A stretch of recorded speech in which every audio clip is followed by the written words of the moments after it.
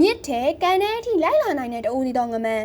တာမန်ပင်လယ်ငါးတစ်ကောင်ကိုဖမ်းပြီးတော့ရေချိုကန်ထဲထည့်လိုက်မယ်ဆိုရင်အဲ့ဒီငါးကတခဏထဲမှာတင်တိတ်သွားပါလိမ့်မယ်။ဘာလို့လဲဆိုတော့ရေချိုထဲမှာစားတဲ့မရှိတဲ့အတွက်ငါးရဲ့ခန္ဓာကိုယ်ကရေတွေကိုအလွန်အကျွံဆုပ်ယူမိပြီးကိုယ်တွင်းအင်္ဂါတွေဖောင်းကားလာလို့ပါပဲ။ဒါပေမဲ့ဘူးရှက်တွေကတော့အဲ့လိုသွားလုပ်လို့မရပါဘူး။သူတို့ကိုရေချိုကန်ထဲပြစ်ထည့်လိုက်တာနဲ့သူတို့ရဲ့ခန္ဓာကိုယ်ကအရေးပေါ်စနစ်ကိုချက်ချင်းစတင်လိုက်ပါတယ်။သူတို့ဟာခန္ဓာကိုယ်ရဲ့ကိုစိတ်ဝင်လာတဲ့ရေပိုတွေကိုပြန်ထုတ်ဖို့အတွက်တာမန်ထက်အစ20မကပိုပြီးပေါက်ထုတ်ပြလိုက်ကြတယ်။တစ်ချိန်တည်းမှာပဲသူတို့ရဲ့စအုံနားမှာရှိတဲ့အထူးအကျိတ်လေးကလည်းအလုတ်တွေအပြင်းထန်လုပ်တော့တာပါပဲ။အဲ့ဒီအကျိတ်ကခန္ဓာကိုယ်ထဲမှာရှိပြီးသားစားဓာတ်တွေကိုအပြင်းမထွက်သွားအောင်အတင်းဆွဲထိန်းထားပါတယ်။ဒါကြောင့်မို့လို့တခြားငါးတွေမရှင်တန်နိုင်တဲ့ရေချိုထဲမှာဘူးရှက်တွေကတော့သွေးတွေကစားဓာတ်ကိုမျှတအောင်ထိန်းညှိပြီးတော့အေးဆေးအသက်ရှင်ဆက်နေနိုင်တာပေါ့နော်။ဆိုလိုတာကတော့ဒီငမန်းမျိုးတွေကိုပင်လယ်ထဲမှာမဟုတ်ပဲမြစ်တွေရေကန်တွေနဲ့ရေပြင်တွေမှာပါအမှတ်မထင်ပဲတွေ့ရှိသွားနိုင်ပါတယ်။အဆုံးထိကြည့်ရှုပေးတဲ့အတွက်ကျေးဇူးတင်ပါတယ်။